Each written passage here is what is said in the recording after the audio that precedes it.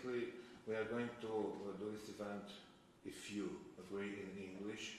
Do you agree without a translation? If possible, if not, just say so. The idea would be to make it as interactive as possible. We are now part of the LitVest International Literature Festival, organized by the Timiș County Library with the support of the Timiș County Council. And the project of this festival is to take literature in various formats in the most, so to speak, surprising or unphilological environments. Not only when it comes to organizing public readings in public squares or in prisons, but also when it comes to approaching rather unconventional topics from a literary perspective. Today, we look at disease, so to speak, as a form of revelation, and to writing as a form of healing. In what sense? In what ways? For instance, any kind of, so to speak, change, any significant modification, such as fever, for instance, to put forward a very well-known symptom, can be the source of a different kind of knowledge. By altering what is called the normal state of that person, perhaps that person is helped in this way to pass beyond normality. It is not necessarily the case for every book, every writer, every time you write or you paint or you create something. But it can be one of the ways of looking at things. So let's start in a straightforward manner. Paul, in what way can disease be or become a revelation? So, you know, I believe that, first of all, the role of the poet in many societies, certainly in the Irish society, I come from Northern Ireland, which of course is, as we were hearing, part of the United Kingdom of Great Britain and Northern Ireland. It's also thought to be part of Ireland by many. So in that tradition, the role of the poet or the bard was one that was much more various than we would consider in the present era.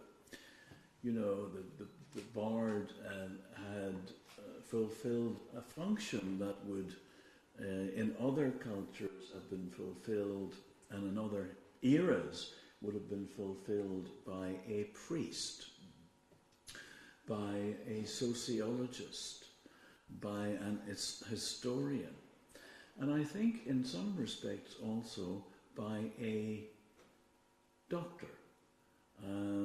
And there is, I think, a perfectly reasonable, not particularly far-fetched way of thinking about the artist, and in this case the poet, as someone who has, let me just use an image that might set us off down this road, who at least has a finger on the pulse of society, whose job is primarily to make sense of his, her, or their position in society, right? To understand who they are, where they come from, to understand their own, and just to extend it a little bit further, their own psychology, right? And by extension, I think, the psychology of the tribe, so that one may have a sense of how a society truly operates from a range of sources, but including the poet.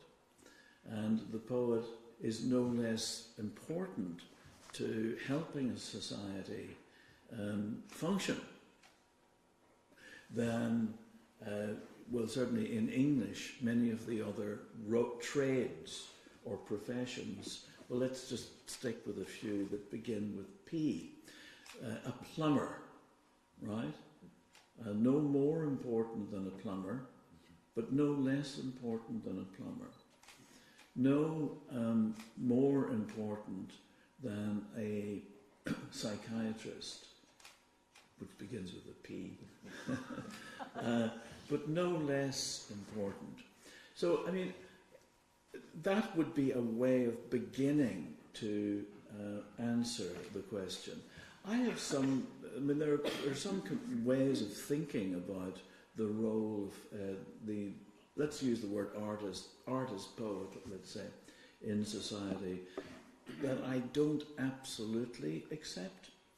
And one of them that has a great deal of currency, just to go back to the question, is that it is the responsibility of the artist to heal. Right? Now, it may be that coincidentally there are ways in which the existence of the artist-poet may bring succour and solace to a culture. But I'm not absolutely convinced that that is their main function, right? But we can talk about that along the way, yes. My own view, strangely enough, to go back to what Tudor was saying, I think the artist's function is actually to stir things up a little bit, you know? I mean, in some ways, and forgive me if this is an inappropriate metaphor, in some ways is to irritate the wound, right? I mean, it's conceivable that, now you guys know more about this than I do, because honestly I'm making this up as I go along here. You know, I'm sure that there are times in which one might have to open a wound to make it heal. I suspect there are times when one needs to break or re-break a bone to achieve a particular effect. Does this make any sense? Yes, very, very interesting to discuss in this perspective about poetry and suffering. And yeah, I totally agree. You cannot take the responsibility to heal. It's not the objective of art in general and poetry in special. But we are much closer in the diagnosis phase. In a way, maybe poetry also look inside, deep with its own tools, as we try to look inside a patient, a man. But to put some diagnosis, describe some symptoms at least. And sometimes, as you say, you have some interventions, but not with the aim absolutely to heal. You irritate, or sometimes you cut also with your poetry, as we do with our tools. And what I want to ask you, do you think this world is a patient? Well, that's an image, that's certainly an image that has been used by poets. I'm sure. Yes. I mean, the most famous poet to use that image, I think, is T.S. Eliot, who refers to the world as a patient. And he also, of course, and this will appeal to you,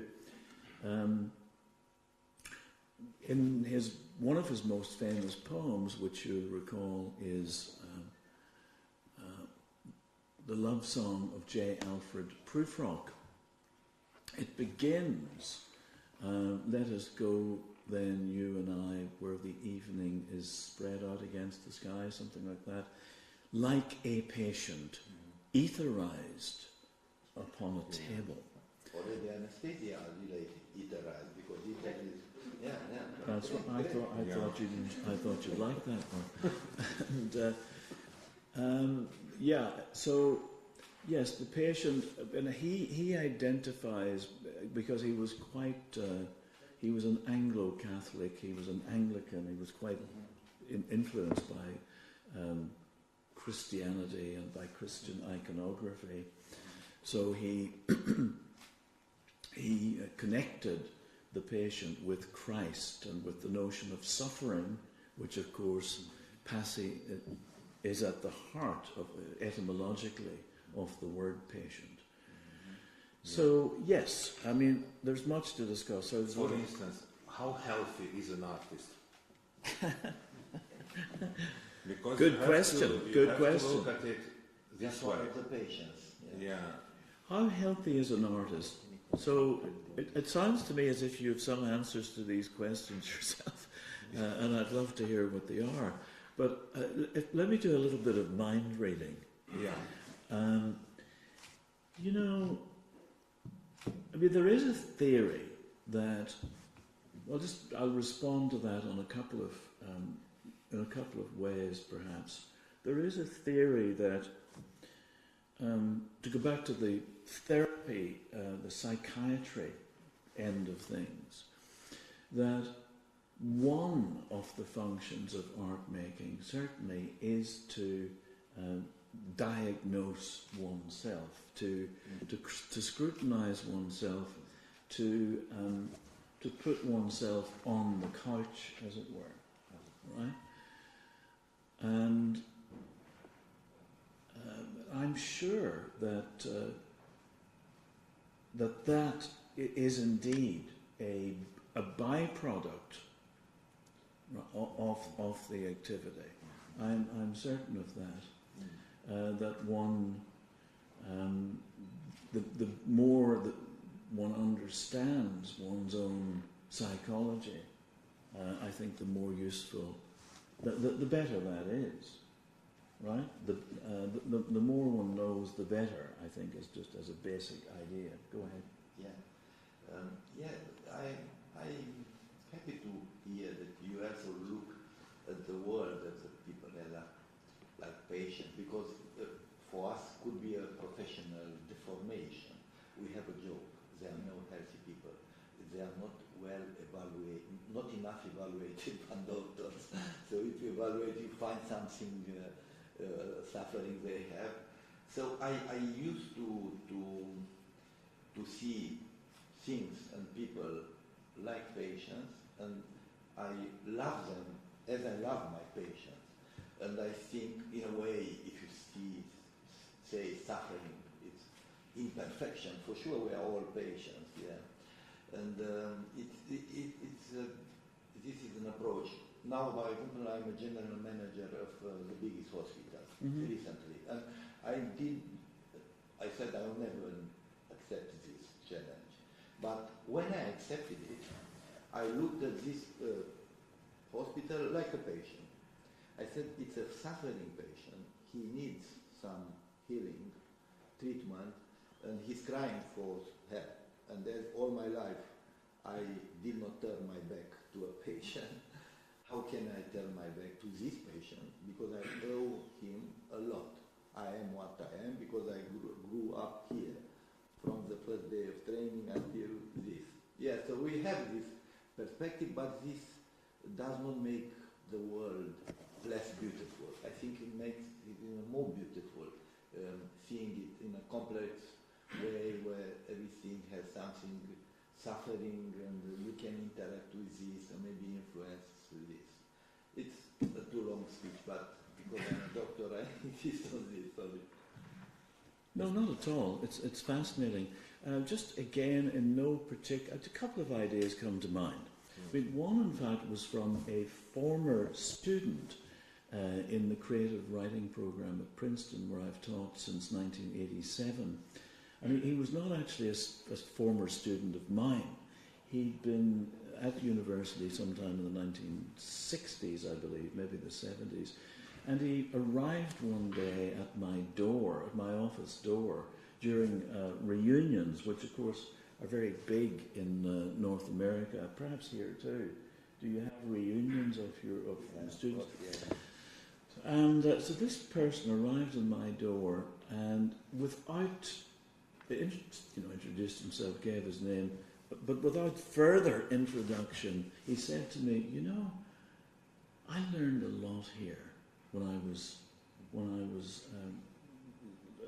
writing poems, and by extension reading poems, because reading and writing are part of the same activity. And he said to me, and I became a doctor, and I read my patients just as I used to read poems. And as I say, this was not something I prompted from him, and in some sense it's a metaphor, it's not necessarily all that profound. But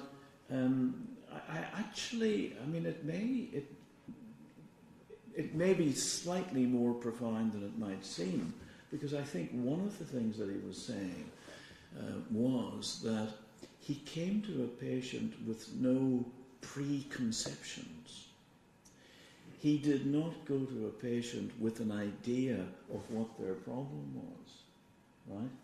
He actually waited, just as one does not go to a poem with an idea of what it should be, what it should be doing in the world, but actually allow it to come to you and tell you what it wants to do with you. So anyway, in no particular sequence, and I'm sorry if I'm blathering on a bit much, the other thing that one other connection I would make here, and my apologies if these are a little spotty and a little scattergun, I do think of myself as an addict. And I am addicted to the business of writing poetry. And I'm addicted to the high that it brings, to the altered state of consciousness. An altered state of consciousness, and the dopamine, whatever it is it the dopamine? Dopamine, yeah.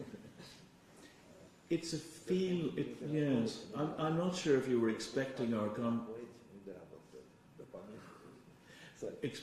conversation, and I hope it can become a conversation, by the way. Yeah.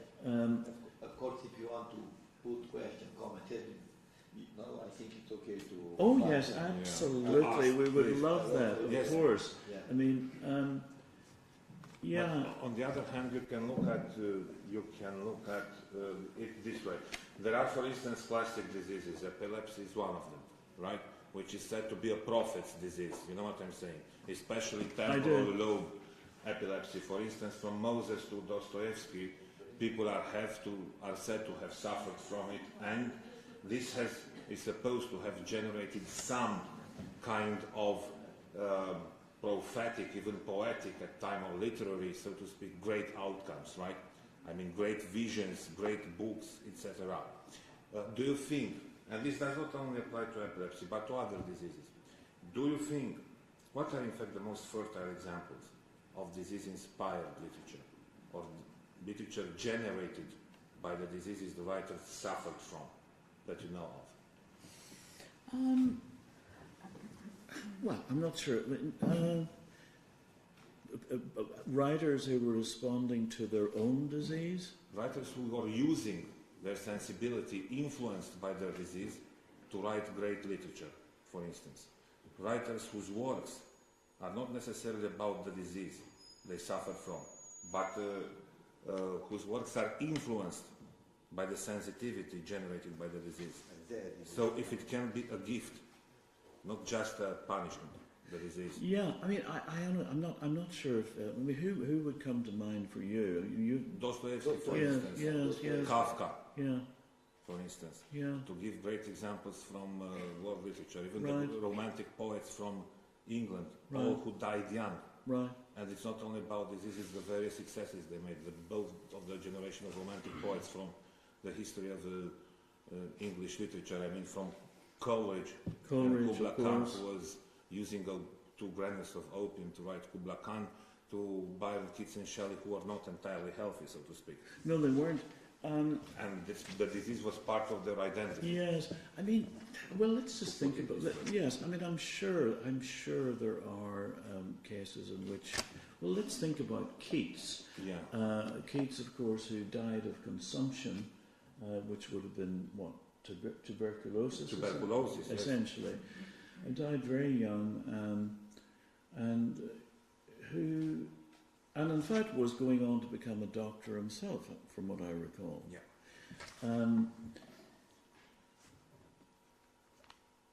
Bulgakov, for instance, is another interesting case in Russian literature. Right. I'm just thinking about Keats. I mean,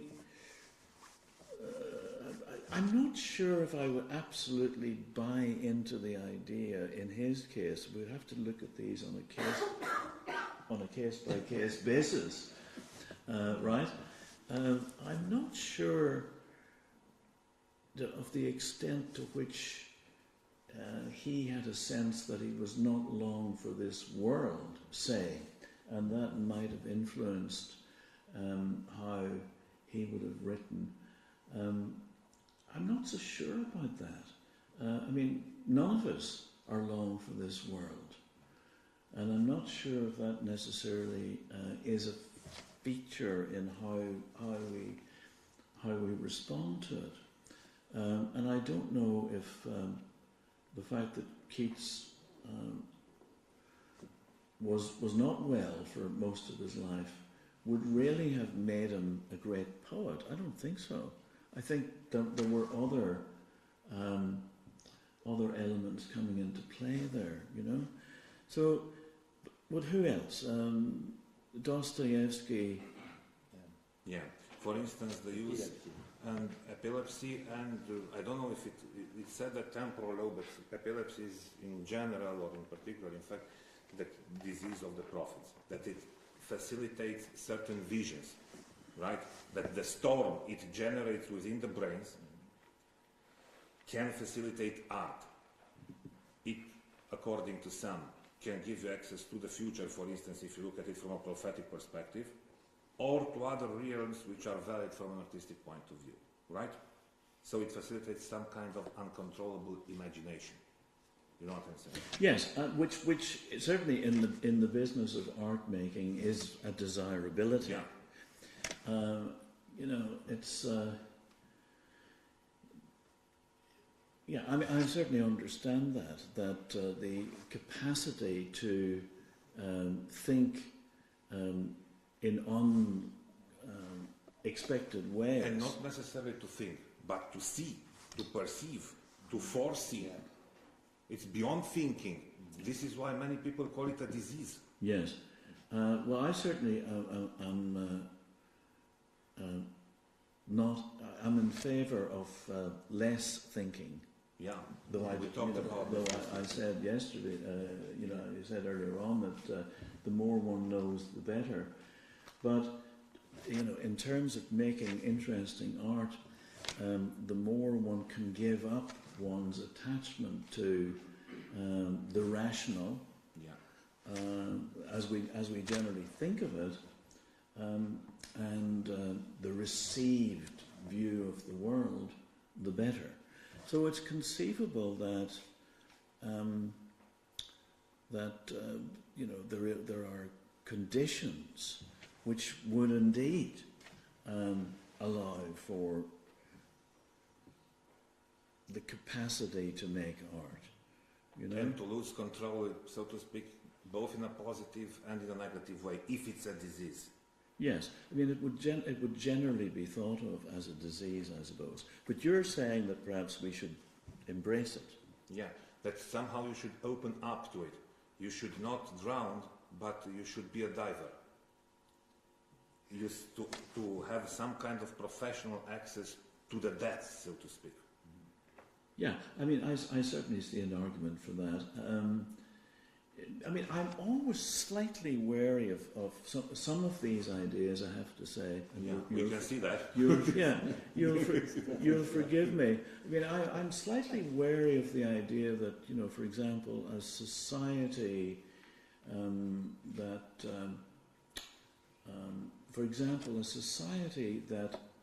imposes limits on artistic activity. A society in which, for example, some artistic activity is banned might be welcomed in some sense, or a society in which there is violent action as a matter of course, that violent activity is normative.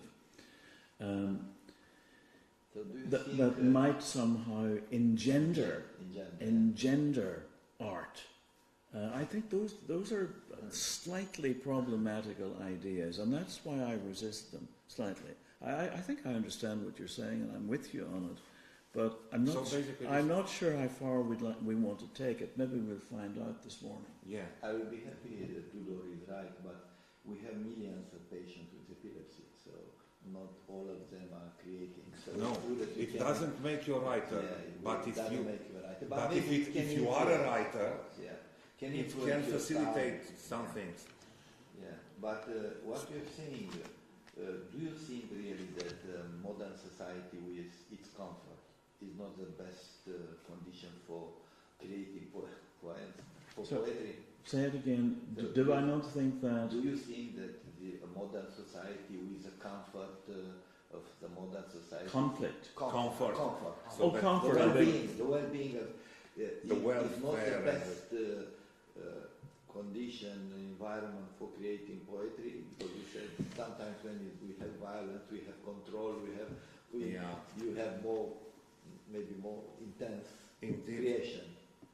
Yeah, I mean, a form of resistance. Yes, I mean it's certainly an idea that has a great deal of currency. I mean, just in the very notion of the artist in his, her, or their garret, living in poverty, as being an ideal. Yeah, has certainly has a certain amount of currency, has legs, but I don't know if poverty is really a precondition for art, any more than epilepsy is. That would be my concern. And I don't know if there is an intrinsic problem with comfort. I mean, at some level, art is about discomfort, right? As we were touching on earlier on, that's one of its most interesting effects. Is to trouble us, actually. And maybe to go back to what you were saying earlier on, maybe that's the point at which there is a connection between these ideas. Yes, but to a certain extent, some kind of we had a meeting today at the Faculty of Mechanics, and Paul spoke about opening up ways to, so to speak, professionally and positively lose control and open up to the unknowing in order to open up to the unconscious and to access, so to speak, quality artistic content. But this was a technique, this was how you open up. The disease is rather that something that opens you up by force. The result can be the same. You know what I'm saying? If you are able to value it, if you are able to turn it into literature. And there is this cliche, it applies to health, it applies to comfort, that art is not possible without suffering. Be it a disease, be it poverty, you know what I'm saying? Some kind I do, of absolutely, suffering, I do. It goes without saying. I do. What do you suffer of? I myself? Well, no, my answer to that was I'm not absolutely certain about that. Yeah, I'm not absolutely certain if suffering is a requirement. I mean, it's an idea that has some currency, but I'm not sure if I completely subscribe to it. I mean, what about others? Let's open this up a little bit, because what does anybody suffer of? Yeah. I mean, to go back to what I was saying earlier on. I mean, it may be that all artists are flawed, broken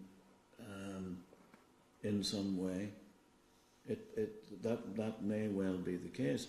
But it's hard to see, of course, how oneself might be broken. You know, that is much more difficult to detect and to diagnose. Have you written some of your best poems in some of your worst moments? You know, I don't know how to break this to you, Tudor, but I don't know if I've had many bad moments. Oh, yeah. I'm sorry. It's person alive. Yeah, I think I'm not. You know, I'm sorry not to be performing as I should be here. Okay. But let's open it up a little bit. Write without being sick, without being outside of your normal comfort, well-being zone.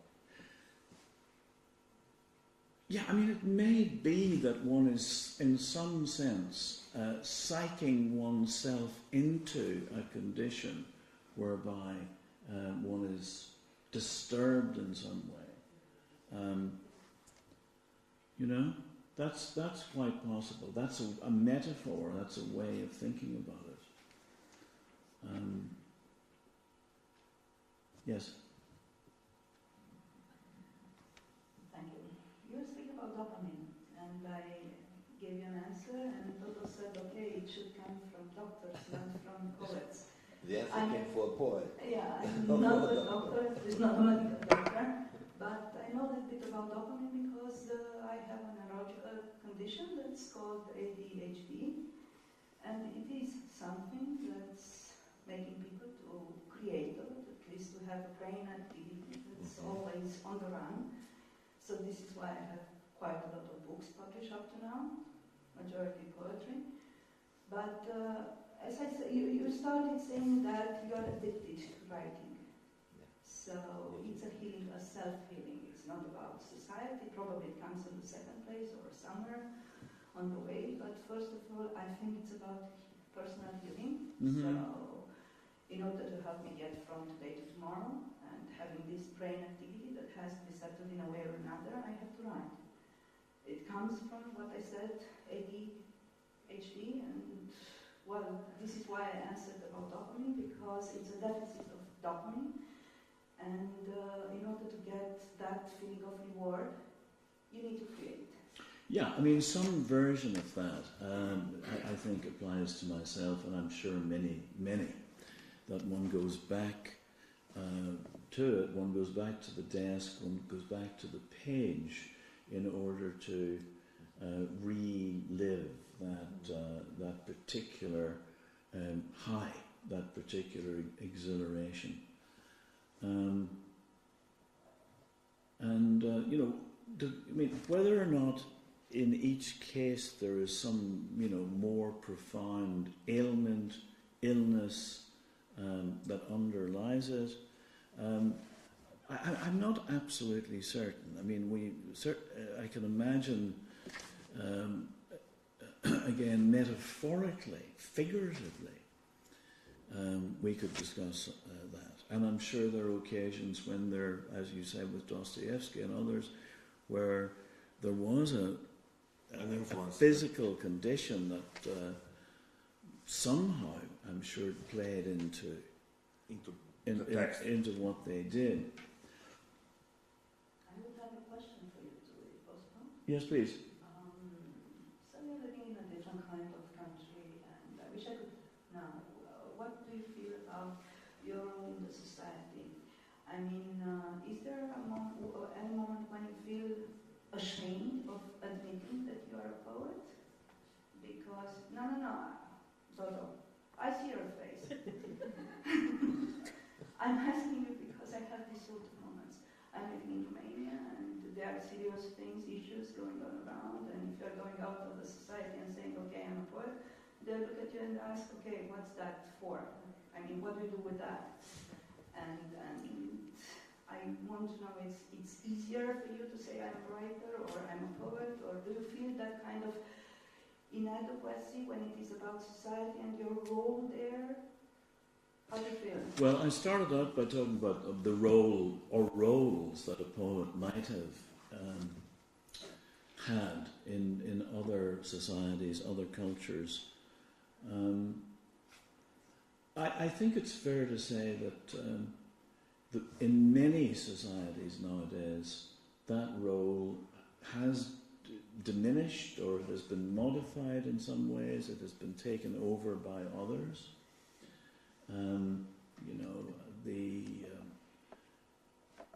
But the church of poetry, let's call it that, is a very broad one, I'd say.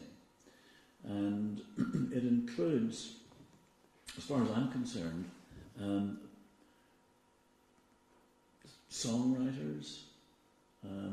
Popular music is, I would say, a division of poetry making and poetry writing.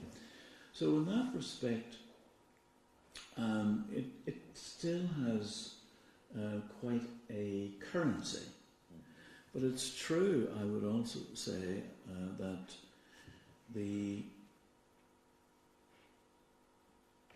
those who are strictly engaged in poetry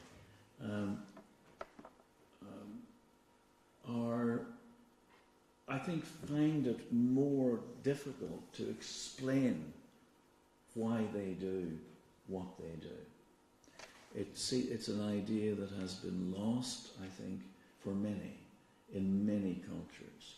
So, for example, a statistic that I used to enjoy, in some sense enjoy, though it's a terrifying statistic, enjoy trotting out, though it's terrifying, is that in Ireland, which is where I'm from, as I mentioned, the average sale of a book of poems is 750 copies.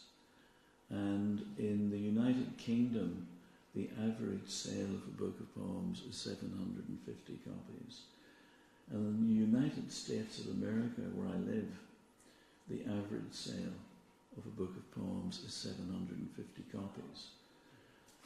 So, you know, in some sense, it's not a particularly popular sport. And there are probably more people writing poetry than there are reading it, mind you, for whatever reason, including perhaps medical reasons, as we touched upon, right? But certainly in the cold economic terms, it seems not to be particularly popular. Having said that, there are many art forms that I think are, what do I want to say, are not massive draws. I mean, I don't think huge numbers of people are interested.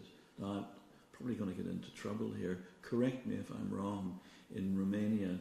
But I'd say there are not huge numbers of people interested in ballet, at least in going to see it. Am I wrong? No. I mean, there are many. I mean, of course, the other side of that is a little bit like writing poetry. You know, many young women, young women are studying ballet. I'm not sure, you know, how popular opera is in most parts of the world. Here it is. Here it is. Yeah. Yes. Well, that's wonderful. I mean, one opera house, but the audience is quite good. yeah. Oh, I'm sure it is, and I'm sure it is. But I'm just saying that you know there are various artistic forms that are. Because you touch this field of popular music, pop, rock music, and poetry.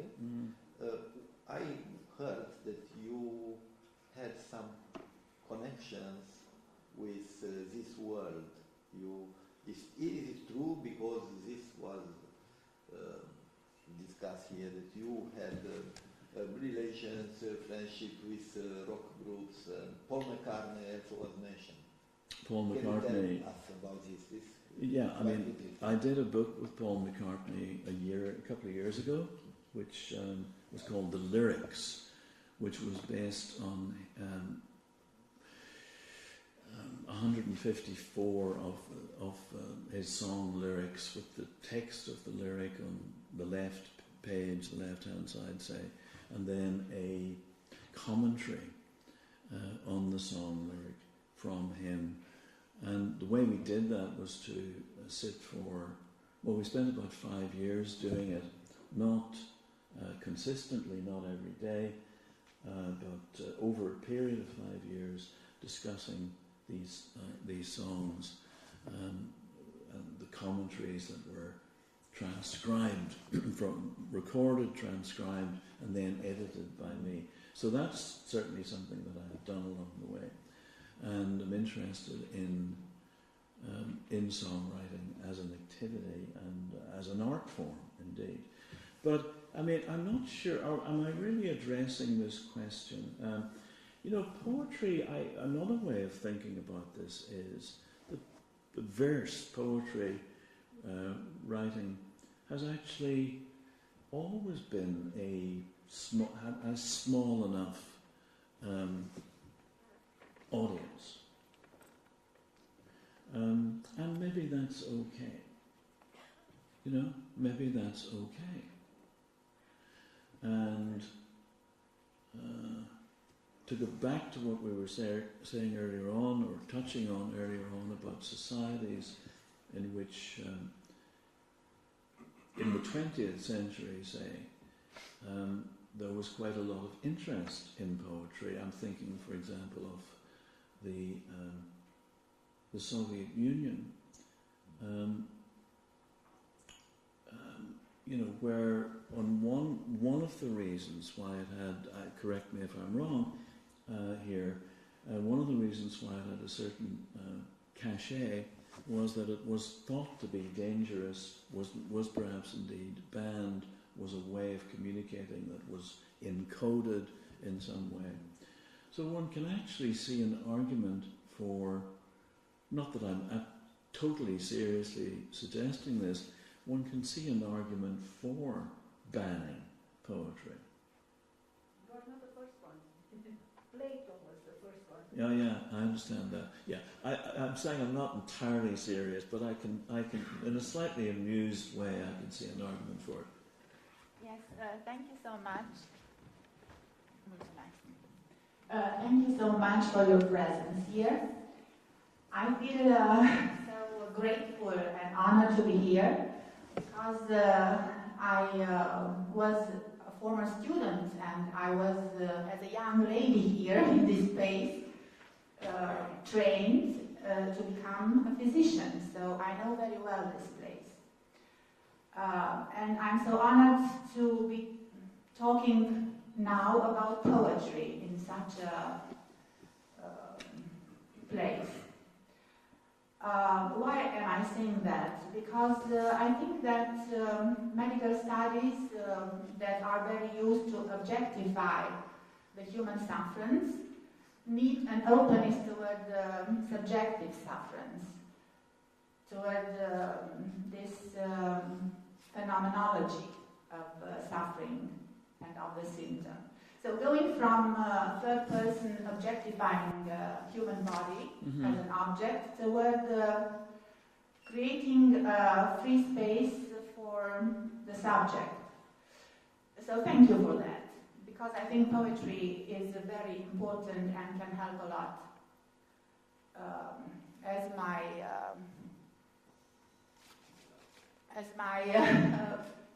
my lady said. Yes.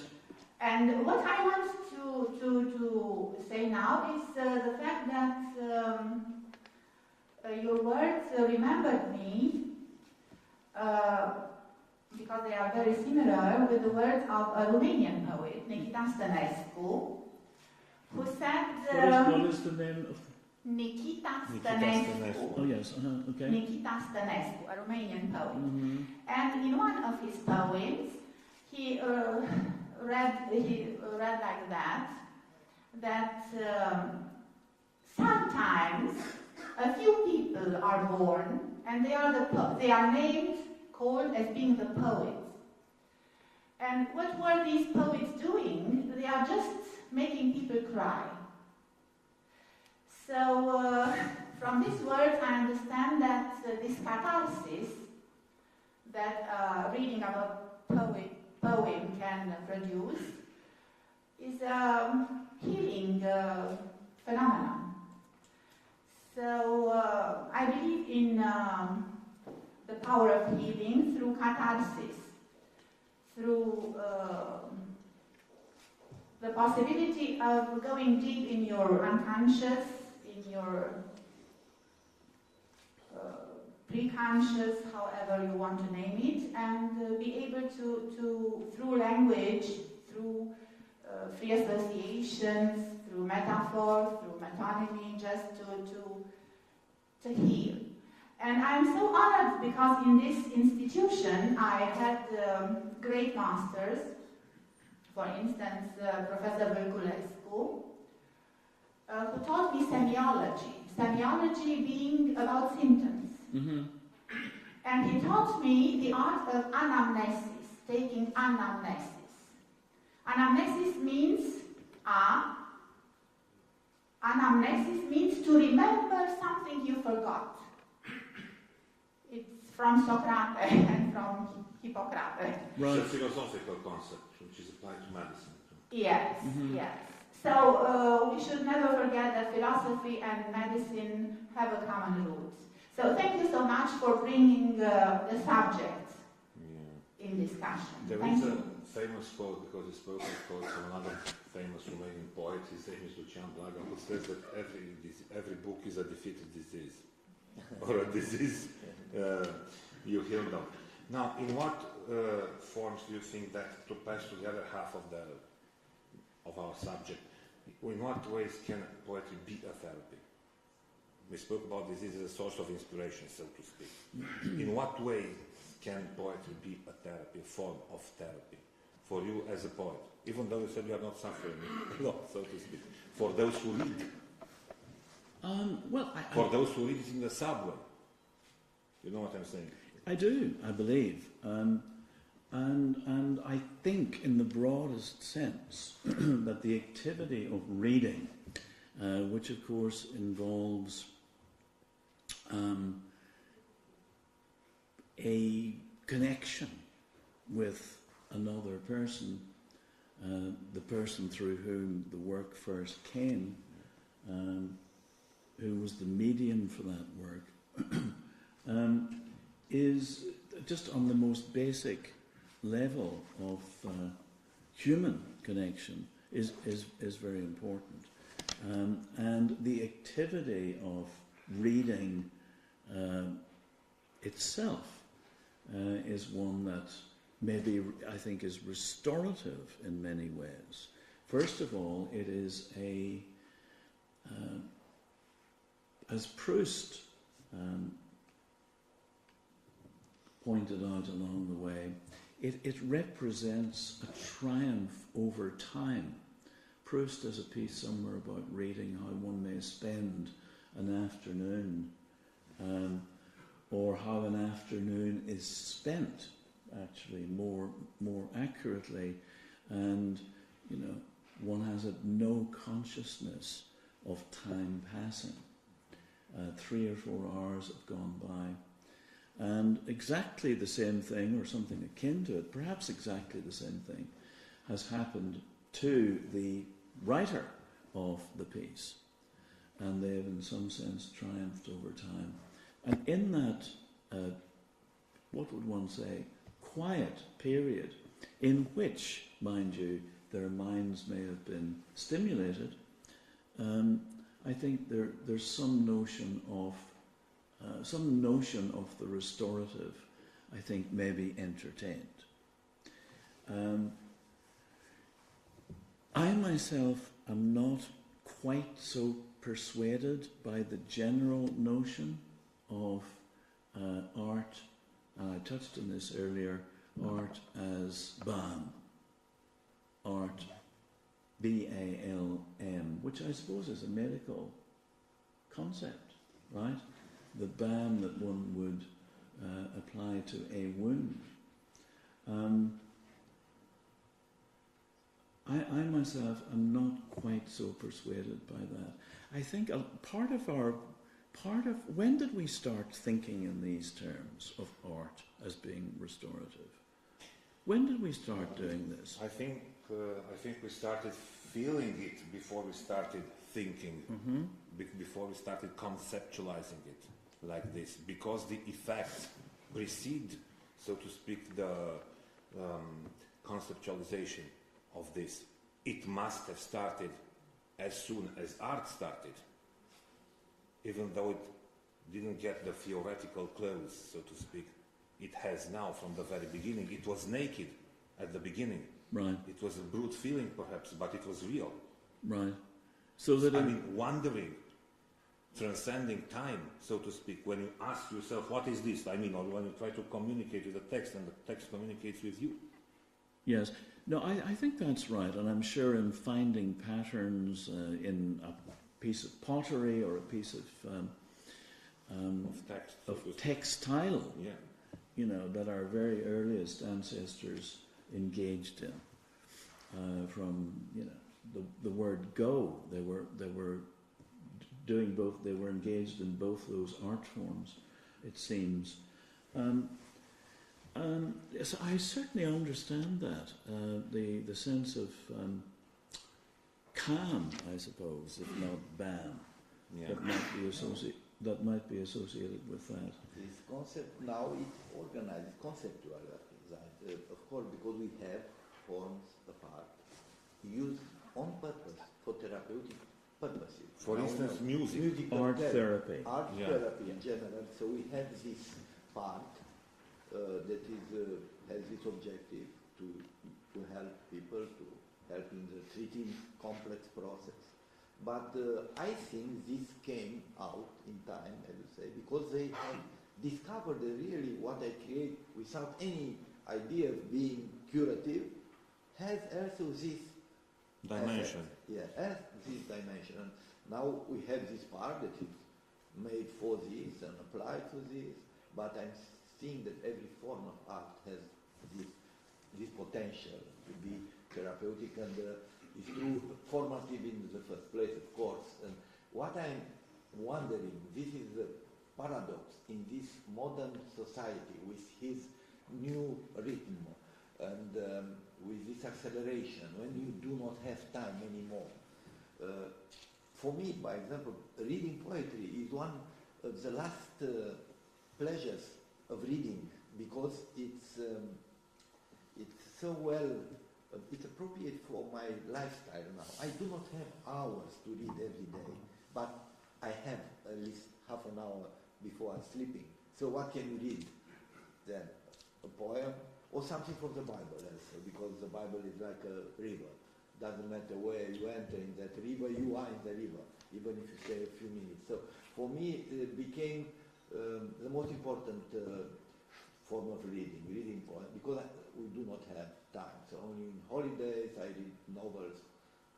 The rest of the time I read medical journals and books. Well, I think that the fact that most poems don't go over the page, that they're quite short in a word, it is actually very, very attractive, and one can spend half an hour reading a poem, and one can go back to it the next day and spend another half hour reading a poem, reading the same poem, and perhaps getting something different from it. So there's a terrific resource there. It is a spring that is eternal in some way.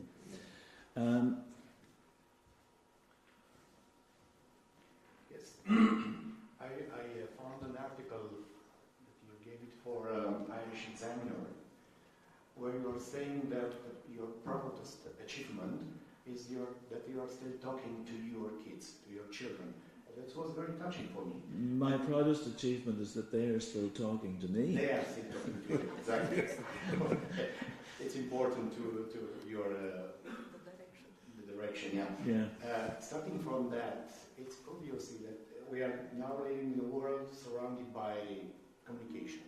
But though we have Twitter, we have Facebook, but though we are lonely people, at the end of the day, when we look at each other, we have the real face of us.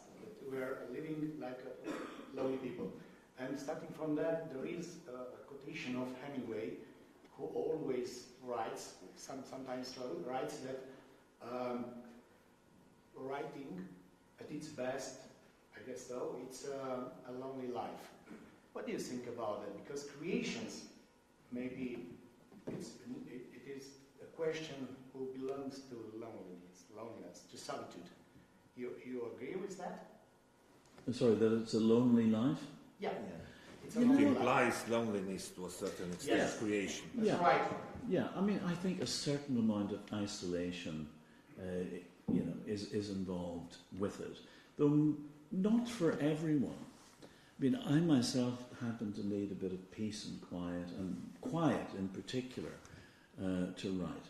But again, in the poetry business, such as it is, the fact that these pieces tend to be quite short means that one's not necessarily sitting around for days, months and years working on them.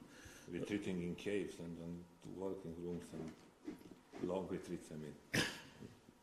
Yeah, but one goes into the little cave just for a while. And again, I feel that I must be disappointing a few people when I say that actually my life is not lonely at all. And here I am in Romania with you, and I mean that's. You belong to a happy few, right? Yes. Maybe. Because it's not a condition, loneliness for you to write. Very nice. That's rather solitude, so to speak. It's Yeah. like positive loneliness. Yeah, I mean,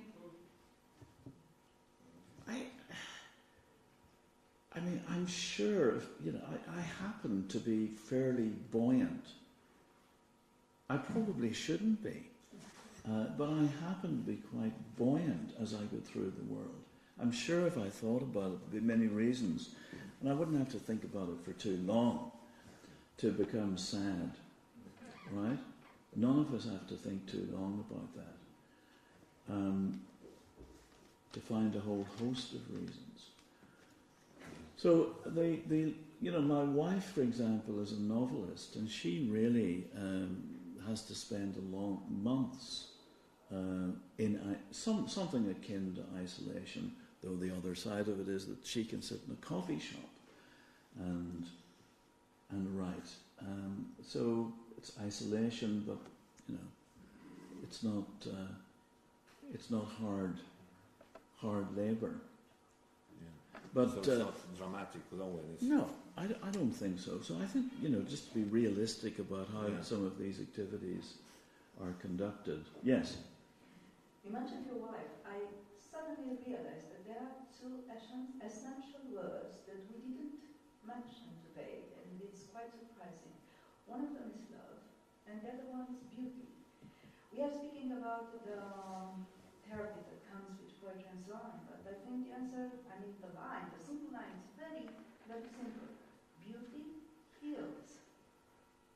It's about the Stendhal syndrome, I think.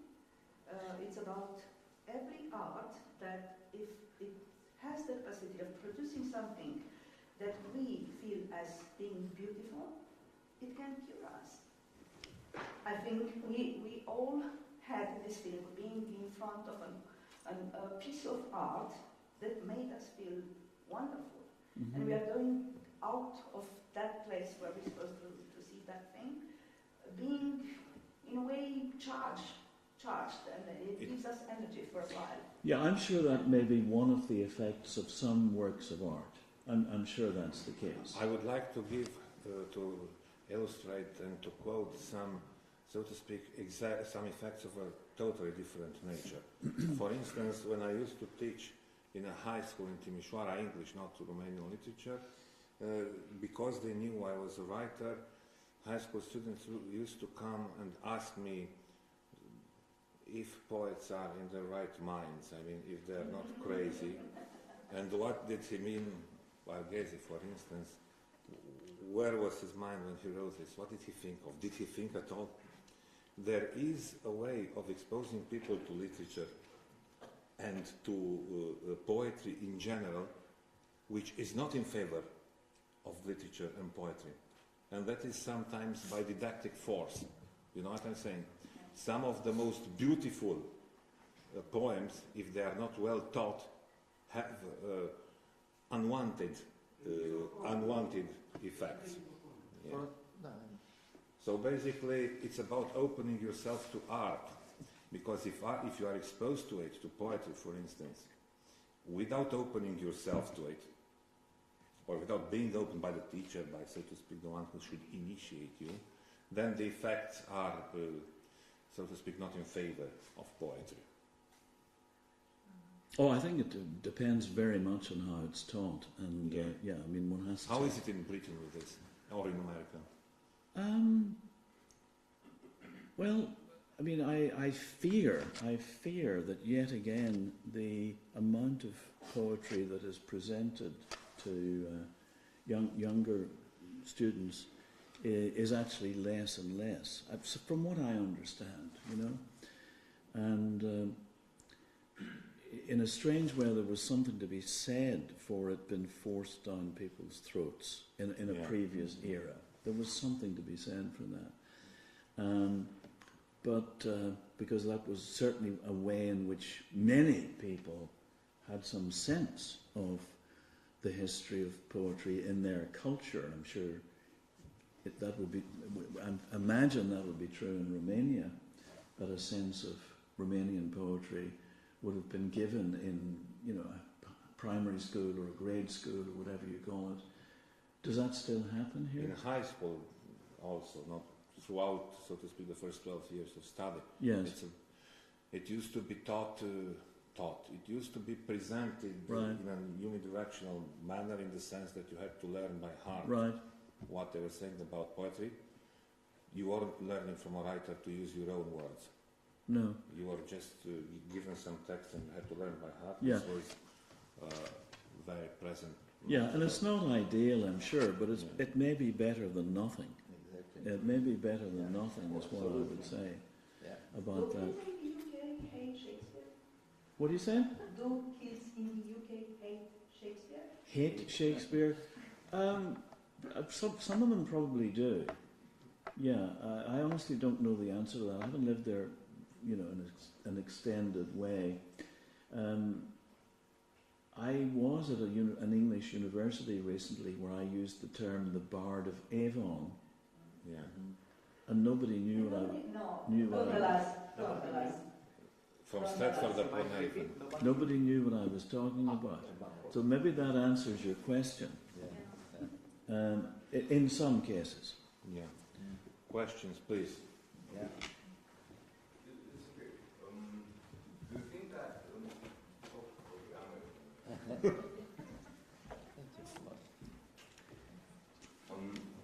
do you think that an artist is on the edge of human consciousness, and that he is exploring the edge of the human psyche?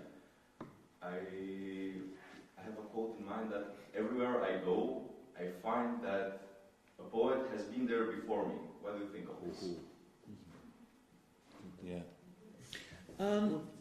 Yeah, that's an interesting quote. Who said that? Do you remember?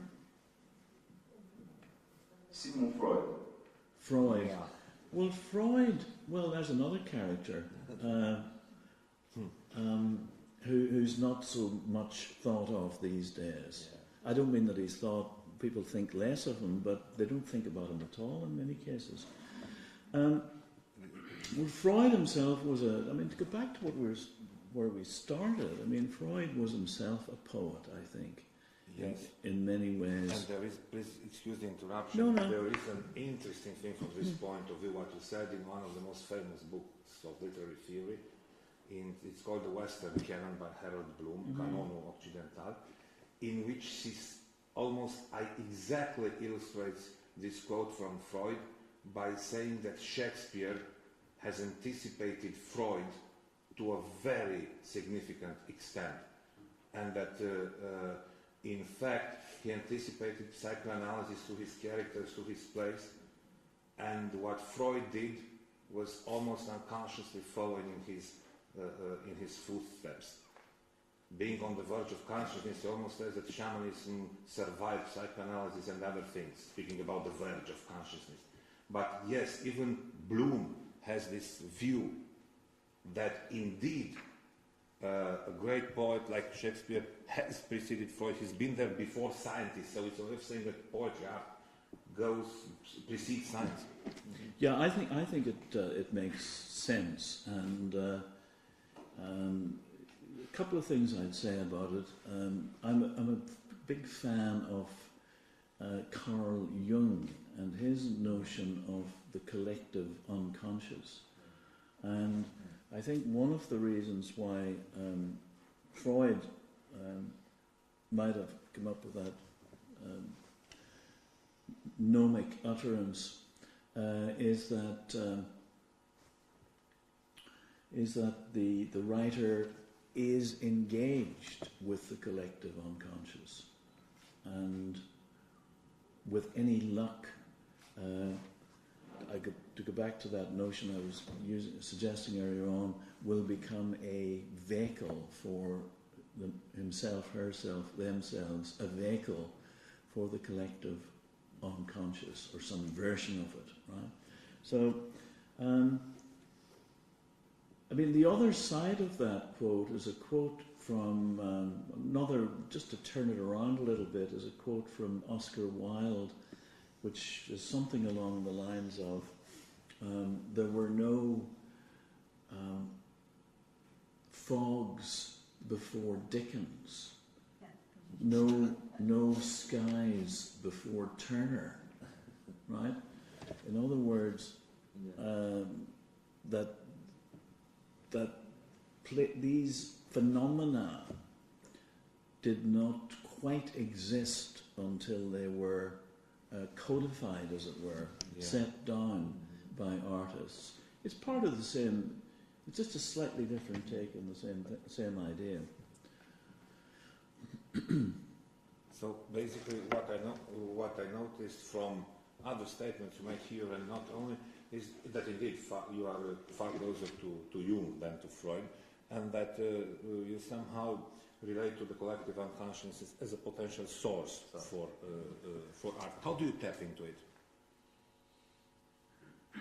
I tap into it. Well, I hope. I keep my fingers crossed. Yeah, But again, I keep my fingers crossed. I first of all believe in it, and that's an important way of getting to it. Because I think if you don't believe in it, I mean, even though it may believe in you to some extent, it won't quite believe in you unless you believe in it, if this makes any sense. But that notion of the great, Yeats, W.B. Yeats, another Irish poet, as you know, had a similar notion of, he called it the spiritus mundi, the spirit of the world, the great storehouse of images and symbols that was held in common, or at least somewhat in common, insofar as we can any longer discuss a single collective, right? We delightfully, we're conscious, I think, of many more collectives for the collective unconscious, a more diverse collective unconscious. But so, if I'm open to the possibility that I will be visited by it, I think there's a stronger chance that I will be visited by it. So I go in uncertainties, mysteries, doubts, as our friend Keats, the doctor, and stable boy doctor, reminded us about Shakespeare, in fact. The reason why Shakespeare was so good at what he did was that he was willing to be ignorant and innocent before experience. Yes, that's a way of opening up to. Yeah, To I mean, this is an idea I think of almost every day. I certainly mentioned it yesterday. Negative capability, which is the concept that Keats so valorized. Negative capability. Yes, please, questions. Yeah. Please. Thank you. Given the new trend, the modern trend into mindsets, those that say that we have two principal modes of being, the survival mode and the thriving mode. I'm wondering, what do you think? Can an artist be the exception and create in both these states? So there's these. Remind me I couldn't quite hear what you said about the two modes are Survival mode. survival. That one where you are fighting everything to accommodate, to face the new situations in your life, and the thriving mode. Thriving. Yes, it's not a real word. Thriving. Yes, I'm sorry. I just want to make sure I've got it right. Yes, thriving mode. It is recognized actually as not a real word, but an opposite word invented to say the opposite sense of survival mode. Right. Well, you know, it certainly rings. It's not.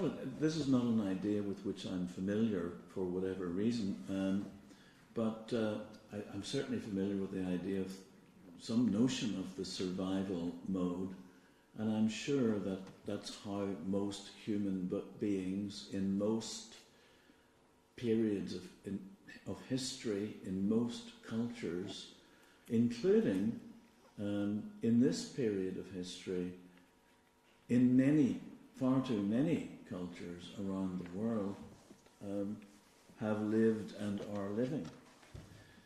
Not quite sure where, crudely put, the next meal is coming from, or if they're going to survive the day and or live through the night, right? That, alas, is the condition for most animals, including ourselves. So one can imagine the hoped for, wished for, imagined thriving mode has been a very attractive proposition. You know, whatever is not that. And I mean, when you say it's thought not to be a real realm, is that what you said? World or word? Like W-O-R-D. Word. The word thriving. Yeah. It's It is real. It's a real word. It exists. As a concept, but it existed as a verb. I mean, yes, but on the other hand, speaking in these terms,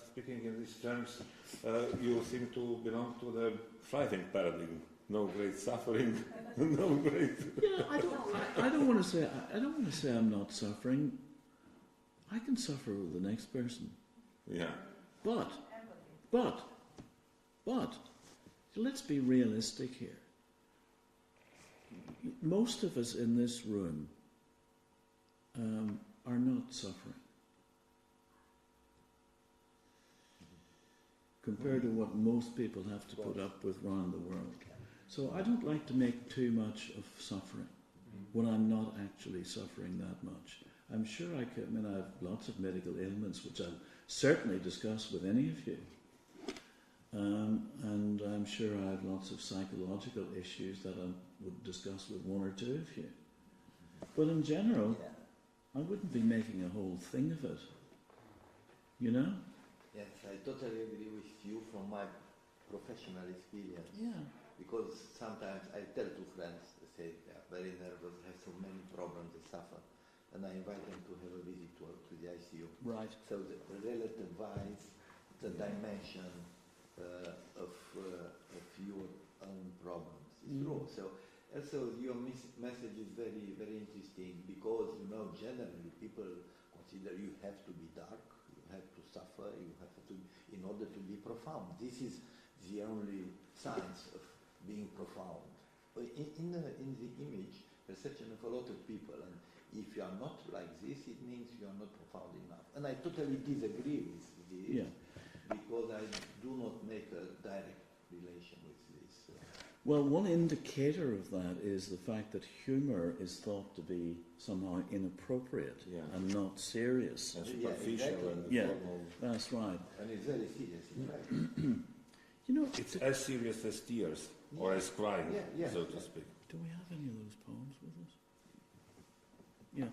You know, it occurred to me, I don't want you to think that I don't do a little bit of suffering. So, so maybe I should at some point. How are we doing time-wise? It's okay. It's okay. We can keep going for as long as it's open until we want. So yeah. At some point, I've written a poem about. What's that one about the IC? Just a moment. No, not Anshaw. No, the one about the IC, the eye. Remember the one about the medical machine? Okay, I look for it now. Yeah. Yeah. I might read a little poem at some point, with a medical component. Yeah. Any other thoughts?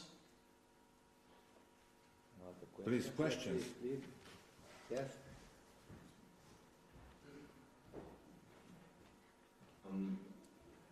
What do you think about the idea of logotherapy? To heal through meaning. No matter how bad your circumstances are, you can heal through meaning. Viktor Frankl, I think, said that the last of human freedoms is your attitude. And my favorite quote is, "He who has a why can bear almost any how." What do you think of this? He who has a why can bear almost any how. And through meaning, you can get through anything. I mean, if you have meaning, you win, no matter what. Don't say it there. I'm sorry, I don't quite hear what you're saying. He who has a what? He who has a why, like the question why.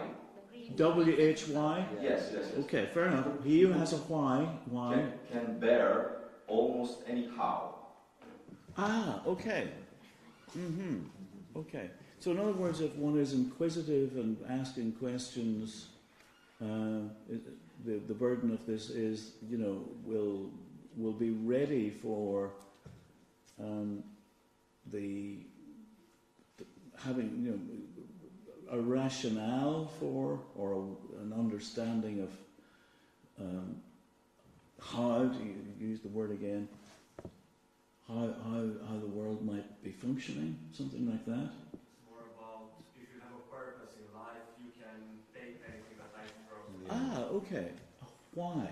So in other words, if there's an answer to the why, it's not so much the question, it's the answer. One has a rationale for life. You can take anything that's thrown at you. Well, I'm sure there's a lot of evidence to suggest that's true. People have, a strong idea about how the world works. I'm sure for example, people who have a sense of there being a world beyond this one,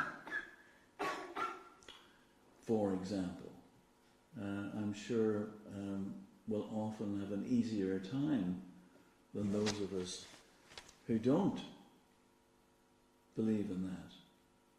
I'm sure it brings great comfort to go back to comfort, to have a sense of organised religion, religious belief, for example. Is that what you're talking? Would that be an example? Yeah, of course. Yeah. Oh, if I can give an example. Sure. A very simple one that comes to mind is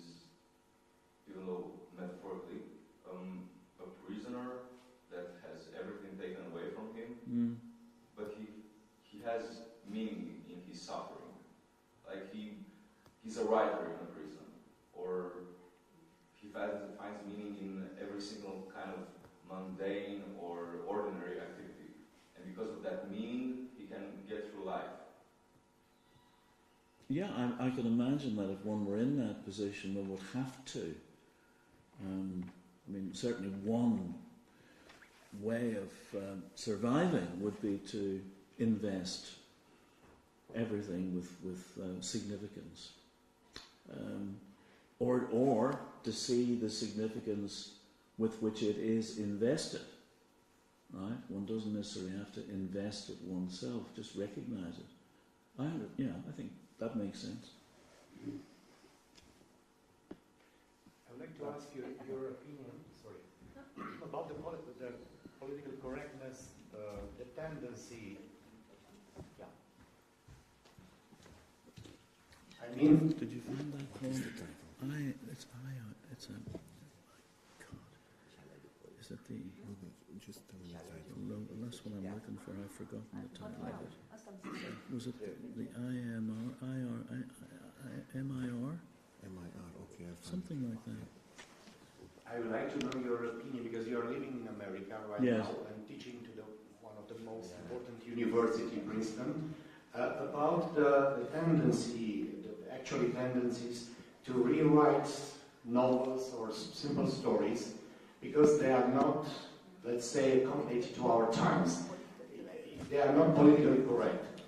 You know the opinion of Salman Rushdie, other important writers who are not agree with this kind of tendency. And in my opinion, it's obviously not quite right to do that because even some writers century ago writes in their own way. It's not acceptable to rewrite fragments of their opera, their novels, just because they are not accommodated to our times. What do you think about it? I'd say on balance, one should not be rewriting these works of art.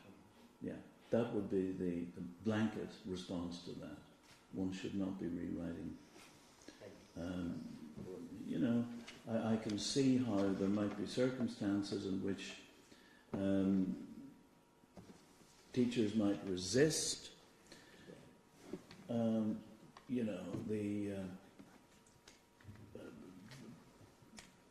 putting a particular text to the fore because it's problematical as we perceive it nowadays. But I think we have to draw the line at rewriting Huckleberry Finn, for example, or William Shakespeare. I think we need to go to it and try to understand the context in which it was written. And that's a learning opportunity. Right?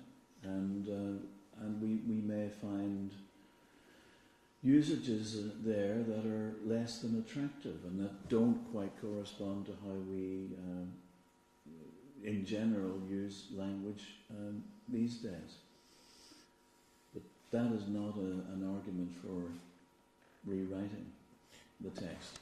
There is another question about writing, which is just as important, not just about rewriting, like intervening in a work of art which was created by someone else in the distant past sometimes. How should we write from this point of view? From now on, should we write the way we are asked to rewrite?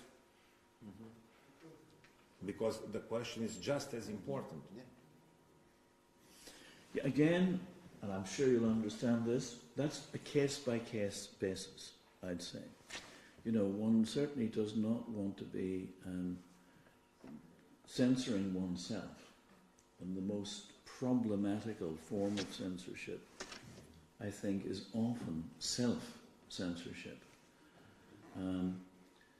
Having said that, I don't know if one would be setting out to be wittingly offensive, Like on purpose. On purpose, which is not to say that a character in a poem, say, might not be using language that ordinarily we would not subscribe to. So it depends, I think, very much on the circumstances. You know, I don't think we can issue a blanket statement on this. I certainly wouldn't. Yes. You know? And now, you know, keeping proportions is exactly the same when you are talking about rewriting the history of some nations. It's just like we are saying about Stalin, that did not commit crimes, did not kill millions of Ukrainians in the Great Hunger in 1937, or other people from former Soviet Union. Okay, keeping proportions, of course, but I guess it's the same thing to rewrite Faulkner, to rewrite Hemingway, who is writing wonderful novels about the civil war in Spain, about Franco and Stalin and Hitler, in his own way, because he interpreted the way in a way that he sees, he shown the situation there in Spain, in Barcelona, or exactly when we are just talking about Orwell and thinking that he's a liar when he wrote one of the best books, Barcelona. Homage. Homage to Barcelona. Catalonia. yeah, the poem is MRI, so to speak. Yeah. So in any case, how are we doing? Are we moving towards the end of our time together? Yeah. Yes, one more? Thank you. Simple, something simple. You decide if it is simple or not. Okay, so you're living now in the USA, and you're in a country where they have the habit, which I wasn't aware up to the last president, to use a poet whenever they settle the new president, which is, I think it's wonderful. I had no knowledge about this up to the last president, and there was that girl, a very young girl, that came with her poem, and I was like, wow, is this a custom in America? This is wonderful. So, do you know what I'm talking about? Yes, I do. Okay, That's so what do you know about this custom, habit, whatever, and how it's felt there? What do you think they speak in the society about having a poet to come to this ceremony and deliver a poem? Yeah, so this is the custom in the United States, which has been around for a while, with the inauguration of each president having a poet deliver a poem at the inauguration. And I think, to go back to what we were talking about earlier on, I think that's a wonderful example, actually, of the foregrounding of poetry, and not even the foregrounding of it, presenting it as being something normal, or at least not abnormal, right? Something that's not out of the ordinary, to have a poet officiate at such a significant public occasion. Yeah. So, I mean, the idea is a fabulous one, and I think there have been some more successful poets, inaugural poets than others, you know. One of the most famous, of course, was Robert Frost, who spoke at J.F. Kennedy's inauguration in a slightly mischievous way. But as I say, on balance, it's a great thing. And, you know, it's something for Americans to be proud of, I'd say. The tradition of the poet laureate. Yes, the inaugural poet, and they have a poet laureate also, just as they do in the UK. So this is a little poem. It's called the MRI. And would you like to read a translation of it first, or does everybody? No, read it in English first, Yeah. and then I read the translation. Yeah, okay. We'll try that. So the MRI. Now you'll recognise that there are certain words that are repeated as this poem turns over, and in case you think you're going crazy, you probably are. No, you're not. Because it's a poem that's written in the style, particular verse form, the sestina, which uses 6 words at the end of sentences. Yes, just a moment. În română, remene. In a certain sequence. Touch the screen. I have to touch the screen. Hold on a second. So the MRI. So I just try to describe the experience of being in an MRI, which I've done a couple of times. It's great fun, as I'm sure you know. Yeah. Again and again, we'll put our shoulder to the wheel on which we're broken, stretched out at the heart of a replica of the stone sarcophagus we once believed to eat flesh. We still have a straight shot at the Strait of Gibraltar, where we first found a shoulder to cry on, long before the flash of an iron-rimmed wheel on a limestone pavement, where we first had a little heart-to-heart, where we first developed our sense of the straight and narrow, through the first stone, first rubbed shoulders with pigment traders, first made a colour wheel, first thought to flush dyes through our own flesh so as to map what lies within our hearts, first reinvented the wheel that will run straight only with a camber, first gave the cold shoulder to a pigment trader, first chipped away at limestone till it actually looked like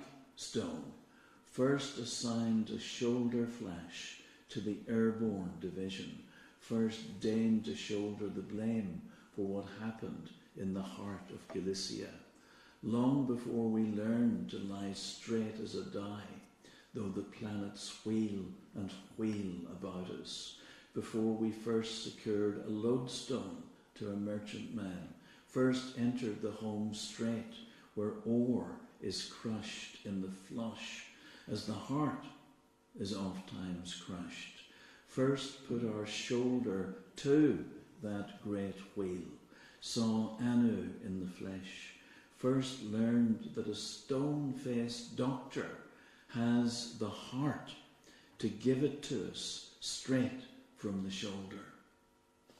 Thank you so much. Because it is a poem, I will read the Romanian translation and put an end to our meeting with a poem. So, remene. Din nou și din nou vom pune umărul la roata pe care suntem trași, întinși în mijlocul unei reproduceri a sarcofagului de piatră despre care am crezut cândva că se hrănește cu carne. Încă vedem în linie dreaptă până la strâmtoarea Gibraltar, acolo unde am găsit prima dată un umăr pe care să plângem, cu mult înainte ca o roată cu jante de oțel să scânteieze pe un pavaj de calcar, acolo unde am purtat prima dată o discuție sinceră unii cu alții, unde ne-am format prima dată simțul integrității, am aruncat primii piatra, ne-am tras prima dată deșiretul cu vânzătorii de coloranți, am făcut prima dată roata culorilor, ne-am gândit prima dată să ne infiltrăm pigmenți în corp ca să cartografiem ceea ce zace în inimile noastre. Am reinventat prima dată roata care merge drept, numai dacă stă puțin strâmb. Am tratat prima dată cu răceală un vânzător de coloranți. Am ciobit prima dată calcarul până ce a început să semene cu o rocă. Am pus prima dată epoleții pe umerii diviziei aeropurtate. Am binevoit prima dată să ne asumăm vina pentru ceea ce s-a întâmplat în inima Galiției, cu mult înainte să învățăm să fim cinstiți până la capăt, deși planetele se rotesc și se tot rotesc în jurul nostru. Înainte de a fixa prima dată un magnetit de o navă comercială, ne-am apropiat de final, acolo unde minereul e zdrobit într-o pâlnie, așa cum și inima e zdrobită adeseori. Am pus prima dată umărul la roata aceea grozavă, l-am văzut pe Anu în carne și oase, am aflat prima dată că un doctor morocănos are atâta suflet încât să ne spună adevărul în față. Paul Muldoon. Aici se încheie cu mulțumiri pentru Universitatea de Medicină, cea de-a doua întâlnire din cele trei care sunt în sesiunea de octombrie a festivalului LitVest, a treia și ultima întâlnire tot cu Muldoon, de la ora 18 la Muzeul de Artă de Seară, în spațiul din fața sălii baroce. Biblioteca Județeană Timiș și Consiliul Județean, vă mulțumesc! Thank you very much. Thank you very much. Thank you very much. Thank you for coming out and thank you for staying in.